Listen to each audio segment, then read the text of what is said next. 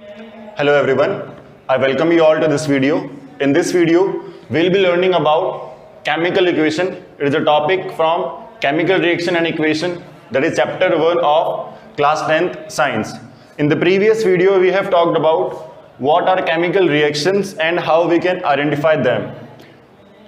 In the same sequence, we'll be learning about what are chemical equation. Sometimes what we do, we use both these terms indifferently. Like chemical reaction की जगह हमने use ले लिया है chemical equation और vice versa, but both are different thing. How? देखो chemical reaction जो है वो तो जो है एक फिनोमेना है, ठीक है. केमिकल इक्वेशन जो है वो क्या हो जाएगा, उसको एक रिप्रेजेंट करने का एक तरीका है. अब इसकी हमें रिक्वायरमेंट क्यों पड़ी, देखते हैं. अब ये केमिकल रिएक्शन है जो हमने कल देखी थी एक्टिविटी 1.1 के अंदर. अगर हम इसको वर्ड्स के अंदर करें एक्सप्रेस तो हम क्या बोलेंगे कि मैग्नीशियम जो है उसको हमने करवाया है रिएक्ट ऑक्सीजन के साथ में और फिर उसका प्रोडक्ट क्या बना है, मैग्नीशियम ऑक्साइड. तो इतने ज्यादा वर्ड्स हमें यूज करने पड़ रहे हैं, टाइम कंज्यूमिंग है, और फिर हमें ये भी नहीं पता कि ये जो मैग्नीशियम है उसकी फिजिकल स्टेट क्या है, ठीक है, या फिर कितने यहाँ पे कंपाउंड हमने यूज में लिए हैं, कितने कंपाउंड या कितने मॉलिक्यूल जो है वो यहाँ पे रिएक्शन कर रहे हैं. तो इन सभी प्रॉब्लम को एड्रेस करने के लिए और एक केमिकल रिएक्शन को मीनिंगफुली और मोर इंफॉर्मेशन देने के लिए या मोर इंफॉर्मेशन के साथ रिप्रेजेंट करने के लिए हमें क्या करते हैं, केमिकल इक्वेशन के फॉर्म में करते हैं उसे रिप्रेजेंट. तो मैग्नीशियम जो है उसका हमने यहाँ पे यूज किया है साइन. सिमिलरली ऑक्सीजन और मैग्नीशियम ऑक्साइड उसका भी हमने क्या यूज लिया यहाँ पे, सिंबल या फिर हम क्या बोले यहाँ पे फॉर्मूला हमने यहाँ पे यूज में लिया है. सेम चीज यहाँ पे आपको डेफिनेशन में बताई गई है कि एक केमिकल इक्वेशन क्या होती है. It is a symbolic representation of a chemical reaction by using symbols and formula. Now जैसा मैंने आपको भी यहां बताया कि यहां पे जो है फिजिकल स्टेट जो है यहां पे विजिबल नहीं है या हमें पता नहीं चलती है, तो यहां हम जो मैग्नीशियम है उसको हमने कर दिया है सिंबल्स के फॉर्म में रिप्रेजेंट. देन हमने यहां पे क्या किया, उसकी फिजिकल स्टेट को भी यहां पे क्या कर दिया है, मार्क कर दिया है. सिमिलरली अगली हमने जो यहां पे इक्वेशन यूज में ली है वो यहां पे कौन सी है, ferrous plus water Fe3O4 ferrous oxide है. फिर आपका यहाँ पे क्या हाइड्रोजन गैस है. तो हमने यहाँ पे ब्रैकेट के अंदर क्या किया, इन सभी की फिजिकल फॉर्म जो है वो यहाँ पे रिप्रेजेंट कर दी है.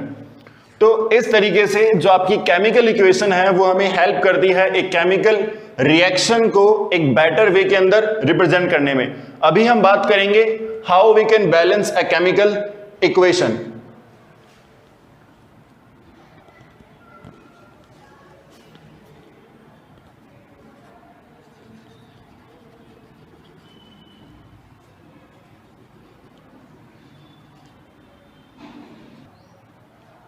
Now what are balanced chemical equation.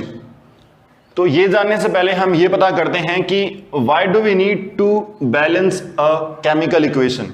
देखिए क्लास 9 में हमने पढ़ा था ये टॉपिक की law of conservation of mass यहां पे वर्क करता है, ठीक है. वो ये बोलता है कि कोई भी जो केमिकल इक्वेशन है उसके अंदर जो यहां पे नंबर ऑफ मॉलिक्यूल होते हैं रिएक्टेंट के अंदर और प्रोडक्ट के अंदर वो क्या होते हैं, सेम होते हैं. मीन्स एक केमिकल इक्वेशन के अंदर मास can neither be produced and nor be destroyed, ठीक है. तो यहां पे रिएक्टेंट और प्रोडक्ट की नंबर ऑफ मॉलिक्यूल्स क्या होंगे, सेम होंगे. तो स्टार्ट करते हैं. यहां पे देखिए इससे पहले एक टर्म और होती है, वो कौन सी टर्म है यहाँ पे, स्केलेटल इक्वेशन. स्केलेटल इक्वेशन का मतलब है ऐसी इक्वेशन जो यहाँ पे क्या नहीं है, बैलेंस्ड नहीं है. तो ये जो अगर आप देखेंगे यहाँ पे इक्वेशन कैसी यहाँ पे अनबैलेंस्ड है. सिमिलरली ये भी कैसी है, अनबैलेंस्ड है. तो हम यहां से करते हैं स्टार्ट. देखिए अभी मैंने आपको बोला कि जो लॉ ऑफ कंजर्वेशन ऑफ मास है वो ये बोलता है कि रिएक्टेंट और प्रोडक्ट के अंदर क्या होना चाहिए, नंबर ऑफ मॉलिक्यूल जो है, ठीक है, वो यहां पे क्या होना चाहिए, सेम होने चाहिए, या फिर नंबर ऑफ एटम्स क्या होने चाहिए, सेम होने चाहिए. तो यहां पे मैग्नीशियम जो है वो 1 है और यहां पे भी क्या है, 1 है, बराबर है, बैलेंस है. बात करते हैं ऑक्सीजन के बारे में. यहां पे 2 है और यहां पे क्या है, 1 है. तो हम क्या करेंगे, हम यहां पे इसको 2 से इंटू कर देंगे. बट अब जो आपका मैग्नीशियम है वो यहां पे हो गया है 2 और यहां पे कितने केवल 1 है, तो इसको हम यहां पे 2 से कर देंगे इनटू। तो ऐसी इक्वेशन में ये बहुत ही आपको सिंपलर जो अपीयर होगा, बट जब आप किसी कॉम्प्लेक्स इक्वेशन में इसमें या फिर यहां पे जब आप ट्राई करेंगे तो आपको जो है कई बार इसको ट्राई करना पड़ेगा, किसके जैसे, हिट एंड ट्रायल के जैसे। If you get the correct combination then good, otherwise we'll have to come again और we have to start with some other values. यहां हम देखते हैं, यहां फेरस जो है यहाँ पे 1 है और यहां पे क्या है 3 है, सो इसको हम यहां पे कर देंगे 3 से इंटू 3 फेरस, यहां पे भी फेरस 3 है, ठीक है। हाइड्रोजन यहां पे 2 है और यहां पे कितने हैं 2 है, बैलेंस्ड है। बात करते हैं ऑक्सीजन की, अगर यहां पे ऑक्सीजन की बात करें तो यहां पे है 4 और यहां पे क्या है 1, तो 4 से हमने कर दिया है इसको इंटू। फिर बाद में हाइड्रोजन यहां पे हो गई है 4 2 जा 8, 4 और 2, 4 2 जा 8, यहां पे आपकी केवल कितनी है 2 है, तो इसको हम क्या कर देंगे 4 से इंटू कर दें, ठीक है। तो यहां पे 3 फेरस 4 2 जा 8 हाइड्रोजन, 4 2 जा 8 हाइड्रोजन, ऑक्सीजन 4 है, यहां पे भी ऑक्सीजन 4 है, तो ये आपकी क्या होगी इक्वेशन, एक बैलेंस्ड केमिकल इक्वेशन यहां पे बन गई है। नाउ यू माइट वंडर कि ये जो हमने इंटू इसको किया है 3 को, वो किसी भी मॉलिक्यूल सब्सटेंस के सामने ही क्यों किया है हमने उसको इंटू, यहां पे पीछे क्यों नहीं किया है। तो इसको हम समझते हैं कुछ इस तरीके से, जैसे मान लीजिए मैंने ये एक फॉर्मूला लिखा है कार्बन मोनोऑक्साइड का, ठीक है, और यहां मैंने फॉर्मूला लिखा है किसका, कार्बन डाइऑक्साइड का। कार्बन मोनोऑक्साइड जो है, मोनो का मतलब यहां पे क्या है, एक सिंगल ऑक्सीजन है, यहां पे डाई मीन्स यहां पे क्या है 2 है, that is why it is called carbon monoxide, और इसका नाम क्या होता है कार्बन डाइऑक्साइड। नाउ अगर हम एक और यहां पे एक्स्ट्रा चीज देख लेते हैं कि ये जो आपकी कार्बन मोनोऑक्साइड है वो क्या होती है, ये एक तरीके से बोल सकते हैं बहुत ही हानिकारक गैस है, ठीक है, क्योंकि कार्बन मोनोऑक्साइड जो है उसकी CO2 और ऑक्सीजन दोनों के कंपैरिजन में जो ब्लड के साथ जो एफिनिटी होती है वो क्या होती है, ज्यादा होती है। मतलब आप इसको ऐसे देखिए कि अगर मान लीजिए एक रूम है, क्लोज्ड रूम है, पहली बात तो हम ये देखेंगे कि ये CO और CO2 प्रोड्यूस कैसे हो रही है। कार्बन डाइऑक्साइड जो है वो तो प्रोड्यूस होगी जब आपकी क्या है अबंडेंस ऑफ ऑक्सीजन है, यानी कि ऑक्सीजन क्या है पर्याप्त मात्रा में अवेलेबल है, और CO जो है वो आपकी प्रोड्यूस तब होगी जब क्या है ऑक्सीजन कम अमाउंट के अंदर है, तो वहां पे आपकी क्या बनेगी कार्बन मोनोऑक्साइड। तो एक क्लोज रूम के अंदर मान लीजिए अगर आप बर्निंग कर रहे हैं तो वहां पे आपकी बनेगी क्या कार्बन मोनोऑक्साइड, और उसी क्लोज रूम में अगर आप क्या कर रहे हैं इनहेलेशन कर रहे हैं, अगर आप सांस ले रहे हैं, आपके ब्लड के पास 3 ऑप्शन है, ऑक्सीजन, CO2 और कार्बन मोनोऑक्साइड। तो यहां पे ये जो ब्लड की जो एफिनिटी है वो कार्बन मोनोऑक्साइड के साथ ज्यादा होगी, ठीक है, तो ये वर्क करेगा एक स्लो पॉइजन के जैसे, ठीक है। तो इसलिए आपने केसेस देखे होंगे कि जो रात को लोग सिगड़ी जला के सो गए हैं, ठीक है, या बंद कमरे के अंदर हीटर ऑन करके सो गए हैं, ठीक है, और आपने वहां पे आपने क्या किया कुछ चीज जलाई है, तो उससे क्या होगा कार्बन मोनोऑक्साइड प्रोड्यूस होगी ऑक्सीजन की कमी के अंदर, और वो क्या करेगी आपके डेथ का या किसी भी डेथ का रीजन बन सकती है, ठीक है।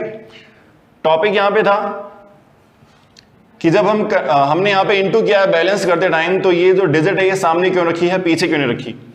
तो मान लीजिए अगर मैं इस डिजिट को रखता हूं यहां पे, तो इसका मतलब है कि मेरे पास कार्बन मोनोऑक्साइड के 3 मॉलिक्यूल हैं, ठीक है। सिमिलरली अगर मान लीजिए इसको मैं यहां पे पुट करता हूं किसी भी डिजिट को, मैंने यहां पे 3 की बजाय मान लो यहां पे क्या पुट किया, मैंने यहां पे 2 पुट किया है, और यहां भी मान लीजिए मैंने क्या किया यहां पे 2 पुट किया है, तो सामने जब मैंने पुट किया है 2 तो उसका मतलब है कार्बन मोनोऑक्साइड की 2 यहां पे क्या है मॉलिक्यूल हैं। अगर मैंने इसको यहां पुट कर दिया है तो उसका मतलब क्या हो गया, ये एक डिफरेंट कंपाउंड बन गया। इसलिए हम क्या करते हैं, जो बेसिक फॉर्मूला है जो हमें इक्वेशन में दिया हुआ है उसके साथ हम फेरबदल नहीं करते हैं, केवल उससे पहले या उसके सामने ही जो है हम एक डिजिट को रखते हैं। अगली जो है हम यहां पे लेते हैं इक्वेशन ये वाली, इसमें देखते हैं, देखिए अब ये जो केमिकल इक्वेशन थी उसके बारे में हमने बोला कि ये क्या करती है, ज्यादा इंफॉर्मेशन प्रोवाइड करती है, एक बेटर वे में क्या करती है, एक रिएक्शन को कन्वे करती है। तो देखिए कई बार क्या होता है, कुछ फिजिकल कंडीशंस भी क्या होती है रिक्वायर्ड होती है किसी भी रिएक्शन को होने के लिए। तो एक केमिकल इक्वेशन की हेल्प से जो हम है क्या करते हैं यहाँ पे, जो फिजिकल जो कंडीशंस यहाँ पे रिक्वायर्ड है उनको हम क्या करते हैं, ये जो एरो है इसके ऊपर लिख देते हैं। एटीएम का मतलब है एटमॉस्फेरिक प्रेशर, ठीक है। 340 एटमॉस्फेरिक प्रेशर के ऊपर हमने क्या किया है, कार्बन मोनोऑक्साइड और हाइड्रोजन की करवाई यहाँ पे रिएक्शन। तो यहाँ पे क्या बन गया, CH3OH, इसको हम क्या बोलेंगे, मेथनॉल, ठीक है। एक कार्बन है तो मैथ, अगर दो है तो एथ, सिमिलरली ये चलता रहता है, मैथ, एथ, प्रोप, ब्यूट, ठीक है। OH मतलब क्या है यहाँ पे, एल्कोहल, ठीक है। इनके बारे में हम पढ़ेंगे अगले कुछ चैप्टर्स के अंदर। तो यहां पे जो आपका बना है वो मेथनॉल बना है।